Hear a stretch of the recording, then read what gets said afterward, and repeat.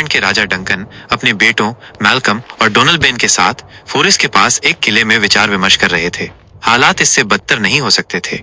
उत्तरी थान मैकडोनवर्ल्ड के नेतृत्व में विद्रोहियों ने नॉर्वे के राजा के साथ गठबंधन कर लिया था और दोनों सेनाएं ज्वार की तरह स्कॉटलैंड में घुसने की तैयारी कर रही थी। दो संतरी एक लंगड़ाते खून से लथपथ सैनिक को राजा के पास ले आए। उस आदमी ने अपनी फटी हुई कमर को पकड़े हुए बेहोश होने की तीव्र इच्छा को दबाते हुए यह स्पष्ट था कि उसे राजा को कुछ महत्वपूर्ण बताना था। ये कौन सा आदमी है? डंकन ने कहा। मैं देख सकता हूँ कि ये अभी अभी युद्ध के मैदान से आया है, इसलिए ये हमें ताजा खबर दे पाएगा। मैल्कम चिल्लाया।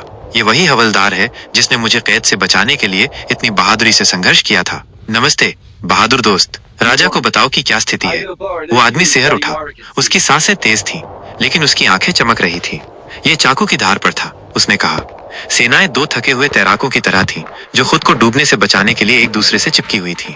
फिर निर्दयी मैकडॉनवर्ल्ड सार्जेंट ने घृणा से थूका। वो सबसे नीच आदमी पश्चिमी द्वीपों से कुछ अतिरिक्त सैनिक लेकर आया।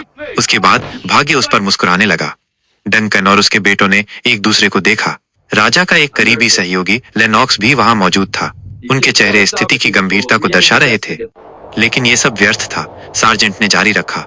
उसने मुस्कुराने की कोशिश की और फिर से सिहर उठा, क्योंकि बहादुर मैकबेथ वह इस नाम का कितना अच्छा हकदार है।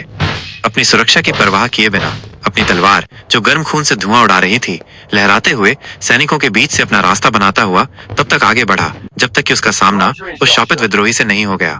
वो तब तक नहीं रुका, माइनस न हाथ मिलाया न विदाई दी, जब तक कि उसने नाभि से जबड़े तक उसकी सिलाई नहीं खोल दी और उसका सिर हमारी रणभूमि पर टिका नहीं दिया। डंकन चिल्लाया, बहादुर चचेरे भाई, योग्य सज्जन। लेकिन ये अभी खत्म नहीं हुआ था। सार्जेंट ने कहा, क्या आप इस पर विश्वास कर सकते हैं स्कॉटलैंड के राजा? पश्चिमी द्वीपवासियों के भागते ही नॉर्वेजियन ने फिर कोशिश की। अतिरिक्त सैनिकों से लैस होकर उसने एक नया हमला शुरू कर दिया। क्या इससे हमारे कप्तान मैकबेथ और बैंको निराश नहीं हुए? राजा ने कहा।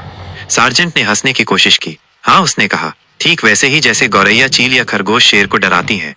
अगर मैं पूरी तरह ईमानदार हूँ तो मैं कहूंगा कि वे ज्यादा इस्तेमाल की गई बंदूकों की तरह थे, जिनकी नालें दुश्मन पर टूट रही थीं। वो जमीन पर गिर पड़ा। मैं कमजोर हूँ, मुझे मदद चाहिए। तुमने अच्छा किया, डंकन ने कहा। वो एक परिचारक की ओर मुड़ा। जाओ, उसे डॉक्टर के पास ले जाओ। जैसे ही संतरी सार्जेंट को बाहर ले गए, एक और नया व्यक्ति जो युद्ध के मैदान से और भी ताजा था आ पहुंचा। यह रॉस का योग्य थान है, मैल्कम ने कहा। और जल्दी में है, लेनॉक्स ने कहा। हमें कुछ बताने के लिए बेचैन है। भगवान राजा की रक्षा करे, रॉस ने कहा। योग्य थान, तुम कहां से आए हो? डंकन ने कहा। 5 से, महान राजा, रॉस ने कहा, जहां नॉर्वेजियन ध्वज खुलेआम लहरा रहे हैं। नॉर्वे ने स्वयं उस सबसे विश्वासघाती गद्दार कावडोर के थान की मदद से एक भयानक हमला शुरू कर दिया। तब तक बिल्कुल निडर मैकबेथ ने उसका सीधा सामना किया और बिंदु दर बिंदु, वार दर वार उसे कुचल दिया और निष्कर्ष के तौर पर माइनस रॉस मुस्कुराया।